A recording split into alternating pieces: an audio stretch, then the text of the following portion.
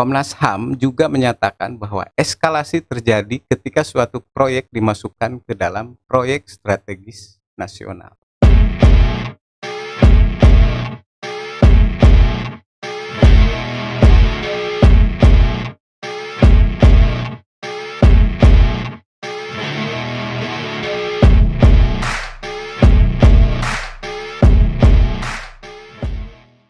Salam hangat Rahayu Bagja Waluya.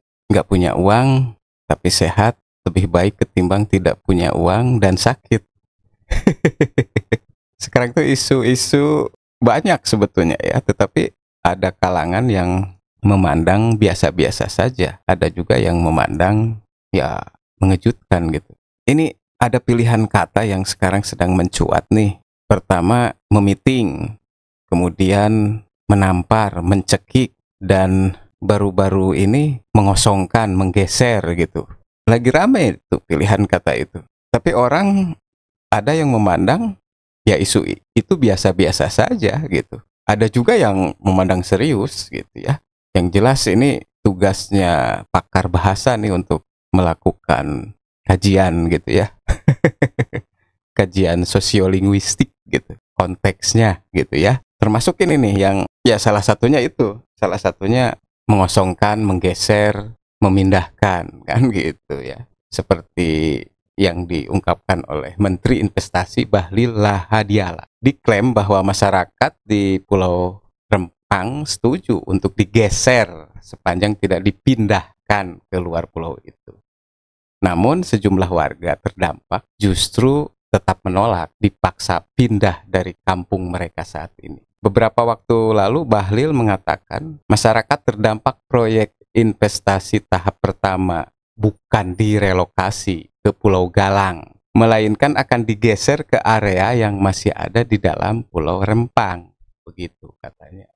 Jadi bukan direlokasi tapi digeser. Maksudnya dipindahkan itu ke luar pulau ya.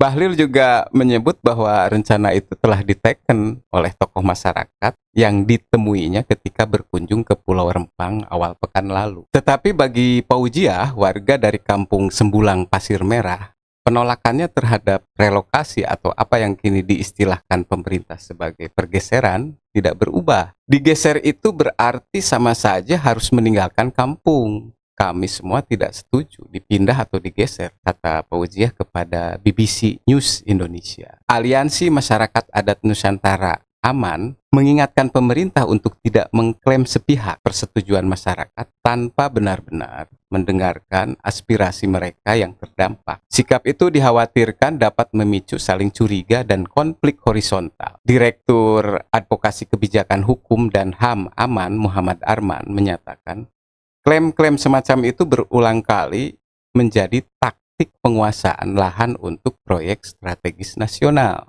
Pola yang sama juga ditemukan Aman dalam pembangunan bendungan Wadas di Jawa Tengah, Waduk Lambo di Nusa Tenggara Timur, Ibu Kota Nusantara di Kalimantan Timur, dan lain-lain. Dibenturkan antar masyarakat, lalu diklaim masyarakat setuju, padahal yang terdampak langsung tidak setuju. Itu pola lama yang dilakukan proyek-proyek strategis nasional lainnya. Dan itu juga dilakukan di Rempang, kata Arman seperti yang dilansir oleh BBC News Indonesia.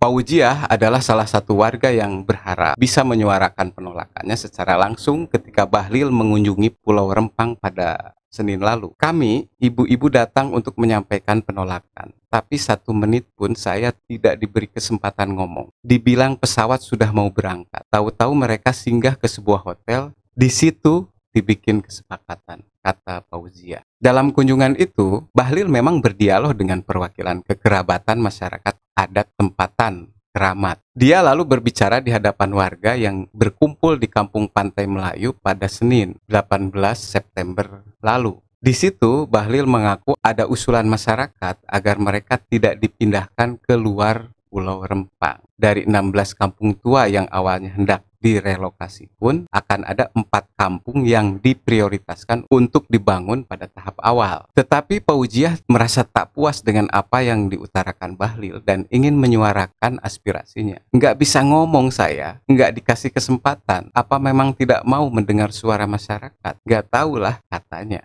Perasaan tak didengar itu juga dirasakan Azwir dari kampung Tanjung Banun, salah satu dari 16 kampung tua yang terdampak penataan Pulau Rempang. Kemarin itu tidak ada dialog. Pak Bahlil cuma menyampaikan apa yang jadi keputusan mereka. Warga tidak diberikan kesempatan untuk bertanya. Kemudian dialog. Jadi seolah-olah warga itu menerima langsung keputusan itu. Warga tidak mau, kata Azwir. Meski kampungnya tidak termasuk 4 kampung prioritas yang akan direlokasi pada tahap pertama, Azwir mengatakan penolakan dan kekhawatiran warga di kampung-kampung lainnya juga masih kuat. Dia khawatir apabila relokasi tahap pertama itu terwujud, maka cepat atau lambat kampungnya pun juga akan bernasib sama. Setelah pertemuan dengan warga pada Senin lalu, Bahlil didampingi oleh Ketua Kekerabatan Masyarakat Adat Tempatan, Kerisman, dan juru bicaranya, Suwardi, mengumumkan apa yang mereka sepakati di hadapan pers. Hari ini kesepakatan untuk pergeseran tempatnya kita cari yang win-win. Kita cari yang jalan tengah. Sudah ditandatangani oleh ketua-ketua RT, oleh tokoh-tokoh tadi. Kita ambil jalan tengah, kata Bahlil. Penegasan terkait pergeseran kampung kembali dia utarakan di sela-sela kunjungannya ke Nusa Dua Bali tempo hari.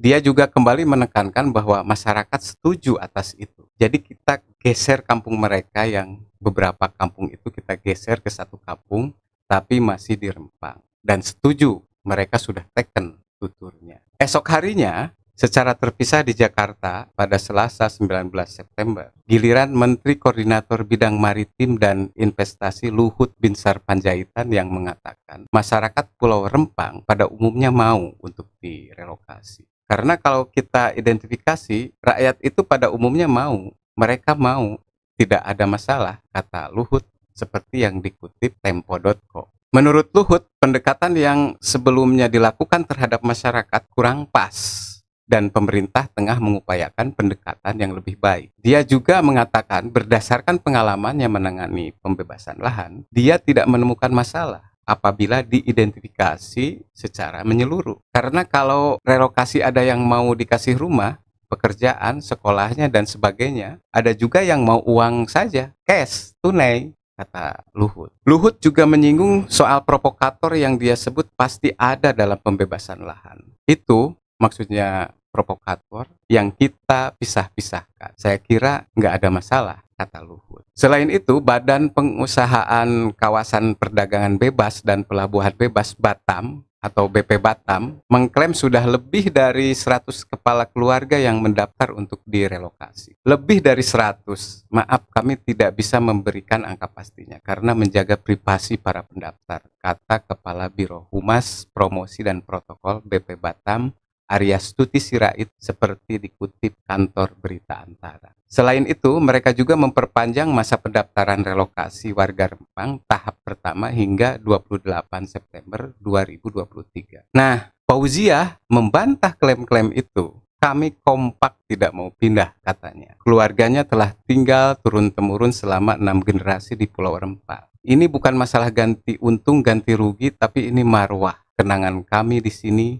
makam leluhur kami, masa dibongkar? Kami tak tega. Hati kami hancur betul dibuat pemerintah ini, kata Fauziah. Saat ini, setiap hari petugas dari BP Batam dan aparat masih berkeliling dari rumah ke rumah untuk mengajak warga mendaftar untuk direlokasi. Tetapi setidaknya di kampungnya, Fauziah menuturkan warga tak ada yang setuju direlokasi. Kalau ada yang bilang begitu, itu bohong, tuturnya sambil menangis. Fauziah mengaku stres dengan situasi di Pulau Rempang belakangan ini. Sedikit-sedikit kami menangis, tapi kami tidak tahu mau mengadu ke siapa lagi. Presiden saja secara enggak langsung mengusir kami dari kampung kami sendiri, katanya. Dihubungi terpisah, juru bicara Keramat, Suwardi, juga mengatakan bahwa masyarakat sejauh ini memang masih menolak rencana relokasi dan perpindahan. Namun sebagai pihak yang turut berdialog dengan Bahlil, Keramat menyatakan akan berupaya mencari solusi dan melakukan konsolidasi dengan masyarakat.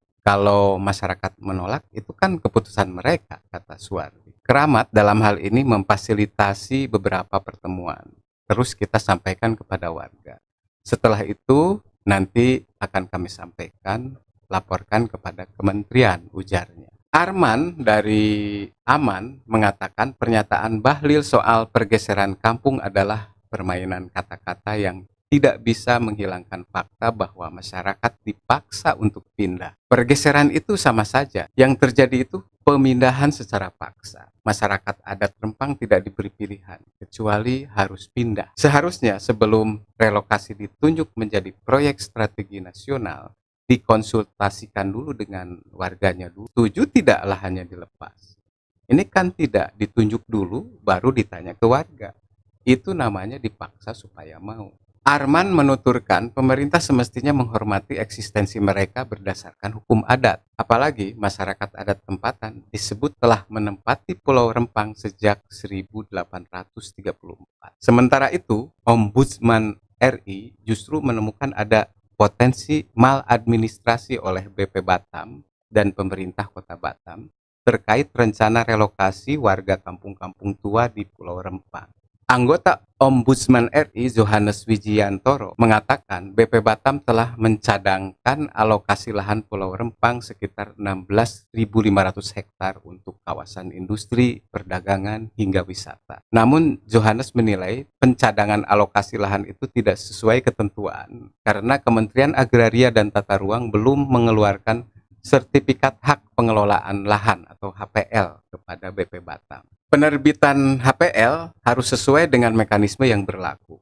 Salah satunya adalah tidak adanya penguasaan dan bangunan di atas lahan yang dimohonkan. Clear and clean, kata Johannes. Sepanjang belum didapatkannya sertifikat hak pengelolaan lahan atas Pulau Rempang, maka relokasi warga menjadi tidak memiliki kekuatan hukum, ujar Johannes menandaskan. Ombudsman akan meminta klarifikasi kepada BP Batam, Pemkot Batam, Kementerian Investasi, Tim Pencepatan Pengembangan Pulau Rempang, dan pihak lainnya terkait hal ini. Menurut Johannes, proyek strategis nasional semestinya memperhatikan tahapan pengadaan tanah yang diatur dalam Peraturan Pemerintah Nomor 19 Tahun 2021. Untuk itu, Ombudsman akan memeriksa apakah pembangunan Rempang Eco City sudah dilakukan sesuai dengan tahapan pada aturan itu atau tidak. Selain itu, Ombudsman juga akan mendalami penguasaan fisik tanah-tanah masyarakat yang selama puluhan tahun sudah ditempat. Hal itu, kata Johannes, mencakup apakah ada unsur kelalaian negara yang tidak memberikan akses kepada masyarakat untuk mendapatkan hak milik di tanah yang sudah turun-temurun ditempati. Pakar Hukum Tata Negara dari Universitas Gadjah Mada UGM, Herlambang P. Wiratraman, mengatakan ada banyak hak-hak masyarakat yang terampas dalam pelaksanaan proyek strategis nasional di berbagai wilayah di Indonesia. Seperti yang dikutip oleh BBC News Indonesia. Dalam konteks ini, negara disebut telah gagal menjamin hak hidup masyarakat dan membiarkan kekerasan terjadi pada anak-anak. Seperti yang terjadi di Rempang ketika bentrokan antara warga dan aparat pecah pada 7 September lalu. Herlambang juga mengatakan bahwa negara telah melumpuhkan upaya pemenuhan kebutuhan dasar warga. Masyarakat yang terdampak proyek strategis nasional juga tidak dijamin hak kolektifnya untuk mempertahankan wilayahnya. Hak milik pribadi masyarakat diambil alih secara paksa. Negara pun tidak menjamin pengakuan dan perlindungan masyarakat adat dalam sistem hukum yang adil, kata Herlambang. Dia juga menyoroti terjadinya serangan siber, kekerasan oleh aparat dan premanisme yang mewarnai konflik-konflik terkait proyek strategis nasional. Pelanggaran hak ini tidak hanya terjadi di Rempang saja, melainkan di wilayah lainnya seperti kasus proyek strategis nasional Bendungan Bener di Wadas. Hal ini sangat saya sayangkan karena seluruh hak yang diatur dalam konstitusi negara justru dilanggar oleh pemerintahnya sendiri. Dengan pola yang berulang dan eskalasi konflik yang meningkat terkait proyek strategis nasional, sejumlah organisasi masyarakat sipil mendesak agar pemerintah mengevaluasi kembali kebijakan ini. Koalisi Nasional untuk Solidaritas Rempang yang merupakan gabungan dari 9 organisasi sipil telah meminta Komnas HAM mengkaji kemungkinan untuk dapat menetapkan kebijakan proyek strategis nasional ini sebagai pelanggaran HAM berat ketika berdialog tempo hari. Apa yang terjadi di Rempang dinilai memperkuat pola berulang atas pelanggaran hak-hak masyarakat demi terlaksananya proyek strategis nasional. Itu yang tadi kami coba dorong. Pihak Komnas HAM mengatakan akan mengkaji proses keseluruhan dari kebijakan proyek strategis nasional, kata Dimas dari Kontras yang turut hadir ke Komnas HAM. Seperti yang dilansir oleh BBC News Indonesia. Data Komnas HAM sendiri menunjukkan bahwa konflik agraria terjadi dalam beberapa bulan terakhir terkait dengan proyek strategis nasional. Lembaga ini mencatat telah terjadi 692 kasus konflik agraria dalam 8 bulan terakhir. Komnas HAM juga menyatakan bahwa eskalasi terjadi ketika suatu proyek dimasukkan ke dalam proyek strategis nasional. Sementara itu, Aman mencatat terdapat 21 konflik masyarakat adat dengan proyek strategis nasional sepanjang Januari hingga Juli 2023, meliputi pembangunan bendungan, geotermal, food estate, kawasan industri, dan lain-lain. Arman dari Aman mengibaratkan proyek strategis nasional sebagai mahaproyek yang bisa melabrak beragam aturan dan merampas hak-hak masyarakat begitu saja. Dalam prosesnya pun, Arman mengatakan tidak ada partisipasi bermakna yang mempertimbangkan aspirasi masyarakat terdampak. Mereka tidak punya uang, masih berjuang terus-menerus, dan kami belum tahu ujungnya nanti akan seperti apa, kata Arman. Ada nada simistis juga ya, begitu. Semoga saja segera terselesaikan dengan baik ya. Saina herang, laukna beuna. Salam hangat, rahayu, bagja waluya. Assalamualaikum warahmatullahi wabarakatuh.